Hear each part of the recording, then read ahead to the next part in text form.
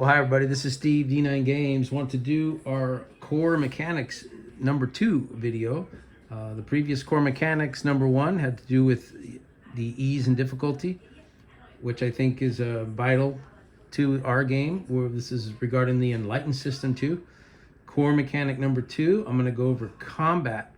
There's a few things we do in combat that are a little bit different than most games. I'll do a quick summary and then I'll do some examples.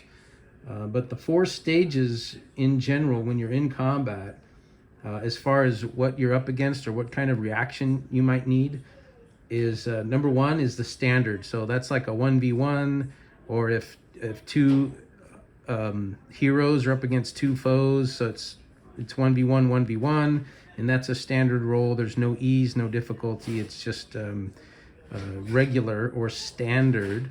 Of course, different heroes have different ease in different battle scenarios, and different foes have different ease and difficulty. But as far as toe-to-toe 1v1, that's the standard. The next stage would be outnumbered, and it can go either way. Heroes could outnumber the foes, foes could outnumber the heroes, and that would look a little bit something like this. Let's say our defender's up here, and he gets in a skirmish with a couple of foes.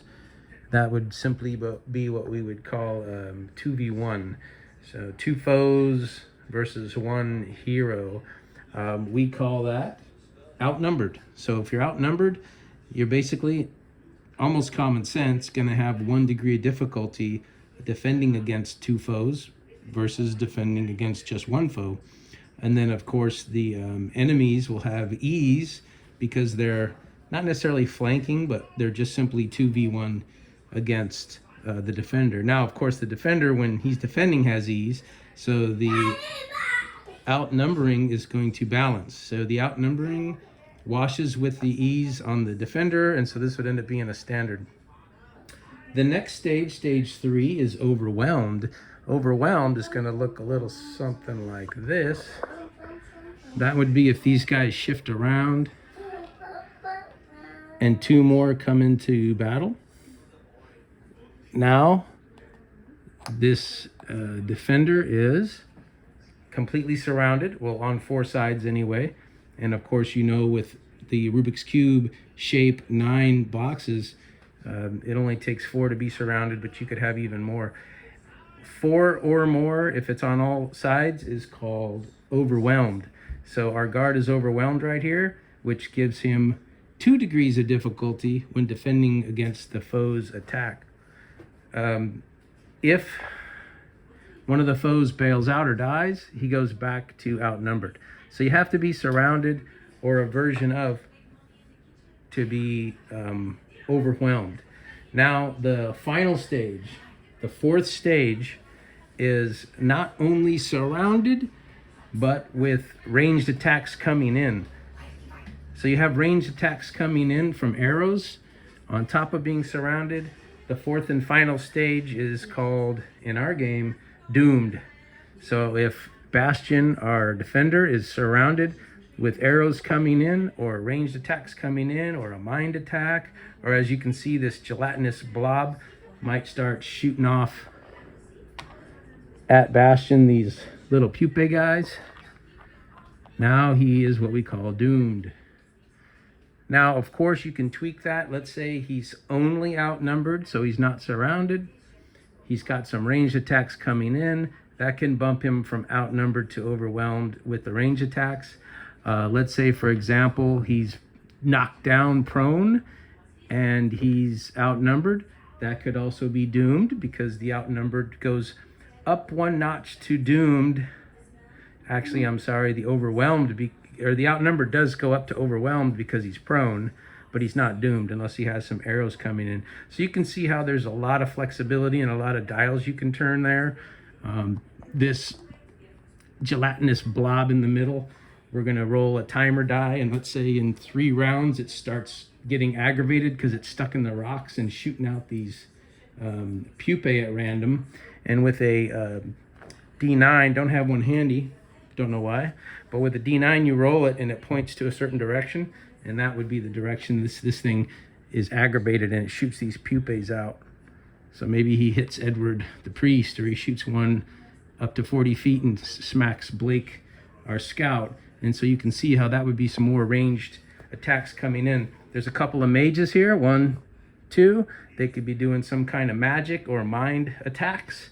And that would also be attacks coming from range, which would bump your standard to an outnumbered. It would bump your outnumbered to an overwhelmed, and your overwhelmed to doomed, which is the final scenario in our stages of combat as far as your reaction goes. Now, the other thing we do, and I'll roll right into reaction rolls and defense. Let's say Bastion has 4 arrows coming in. He's got 3 melee combatants. He's got 2 different little pupae from this blob coming in. He may or may not be doomed. It depends. I think in this case he would be outnumbered +1, so he'd be overwhelmed. But I like to run 1 roll for defense. So I basically say, okay, Bastion, you guys have the initiative because you're a higher level than this group. So you're going to act first, do what you're going to do. Now when it's time to react or defend, you are overwhelmed, which is 2 difficulty.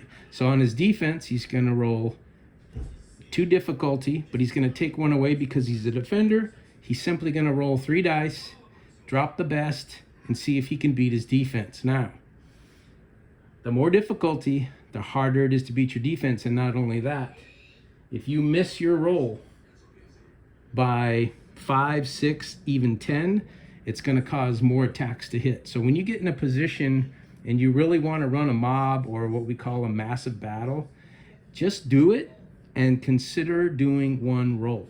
So let's say he rolls a 00 on his defense. That's going to be all attacks hitting. All 4 arrows hit for 6 points of damage apiece.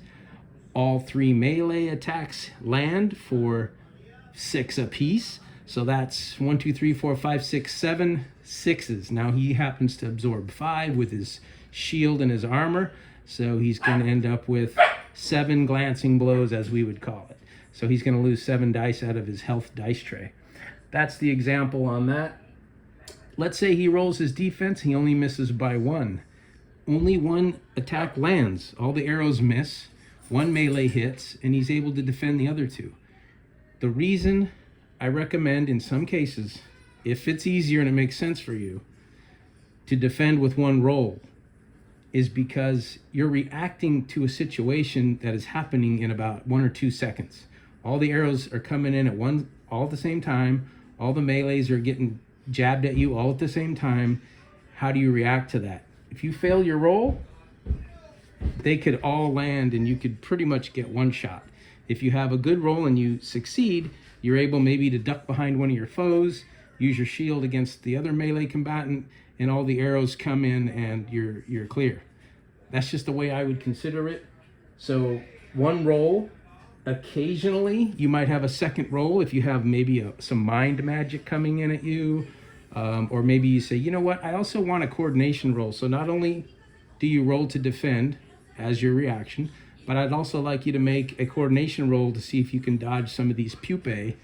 Or if there's a mind attack coming from a mage, maybe you also want a supplemental mental roll. So he's going to roll his defense plus a roll versus his mental, so you can assess the damages, and then on to the next player. The reason I say this is because you get in a situation where you want him to make 6, 7, 8 defenses.